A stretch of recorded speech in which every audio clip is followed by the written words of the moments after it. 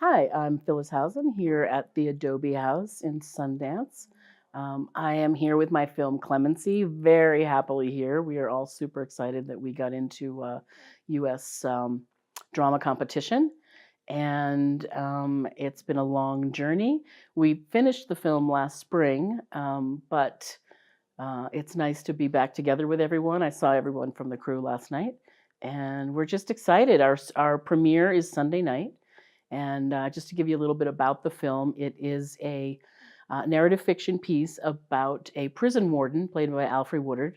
And she has been working in the prison industrial complex for a long time. And as a prison warden, she has to give the go ahead in terms of lethally injecting inmates on death row, whether they are guilty or not guilty. And the film is about sort of the wear and tear on her life and what kind of impact is there when you have to kill people for a living. And very intense. The film is very deliberate in its pacing, which was the director's choice. We really wanted to show what prison life was like and what it felt like to be in the prison. Um, so there's a lot of repetition, daily what happens, and it also shows Alfre's relationship, may be the wrong word, but I guess it's a relationship between a herself and a prisoner who is waiting to hear whether or not he will receive clemency. And we hope that he does. I was working offset in a post house in Santa Monica named called Tunnel Post. It was a great place to work. They were doing our dailies, and for workflow, we're finding it's a lot better, easier for everyone to be in the same building. In terms of they did our color and they did our VFX when I was done. But the director was on set in a prison. A lot of times they say to the editor, come to set, we'll talk about angles, we'll talk about what it's going to be. So I go to set for a day and realize there's no chair with my name on the back, so I'm out of here. And I really don't want to see the goings on the set. I prefer to see the film in a two-dimensional aspect, as if I'm in the audience. I like to pretend I am front, center seat, center row, and watch it as if an audience is going to watch it. And when you start to hear about what's going on in the three-dimensional world of a set, it becomes a different animal, I think. Her name is Chinonye Chukwu. Her parents are Senegalese, but she was raised in America, and really bright woman. She wrote the script. It was an amazing script. And she did a lot of research in terms of thinking this is a documentary. She researched as if it was a documentary.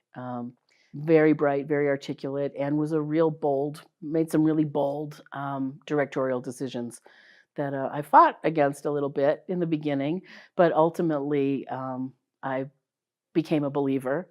And we've left some of these things in the film that are, in fact, bold. I can't talk about them too much yet, but very impactful film directing on her part. In terms of working with the director and the footage that I was getting from the set of the dailies, they pretty much had it under control. There wasn't much that I could say we were missing. She covered what she needed, and I got what I needed to put a scene together.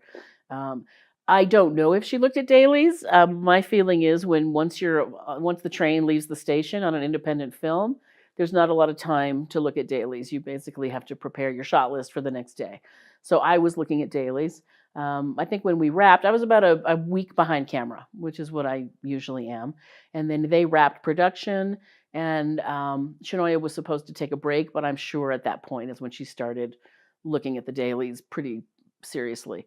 And then a week after that, she came in and we started working together. We worked together every day, all day, basically joined at the hip, which is how I like it. Well, depending on whose hip it is. So I edited with Adobe Premiere, which is my preferred platform.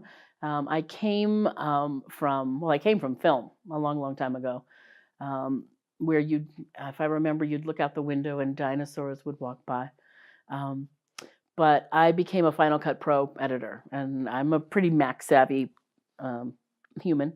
So Final Cut was the choice, and I loved it. I loved it. And then the whole breakdown happened with Final Cut 10, and I could never make that shift. It just didn't serve cutting features at all. And so I stuck with Final Cut 7 until the software just started breaking down and it couldn't handle the media.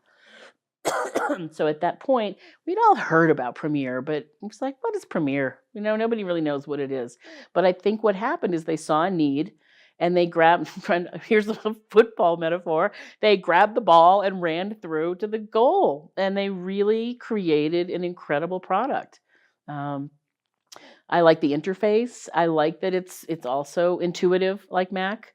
I remember in the beginning, one of the things that you could do with Premiere was set up your keyboard like Final Cut Pro, which I did for a little while, and then I just said, why am I doing that, and move on. And then I just learned it, and I learn every day. I learn every film. I learn new things and new tips and new tricks and things, which until it comes in front of you that you need to do something, you don't know what you don't know. But with Premiere, I find it's really easy to sort of poke it and prod it and get it to do what you need it to do without too much research. The other guys, Avid, I find very rigid. And I cut on Avid, but it's a really rigid software. And if you don't know how to do something, you don't know how to do it. I don't know. I was thinking maybe I'd go to Berlin to the festival and maybe stop in Reykjavik on the way.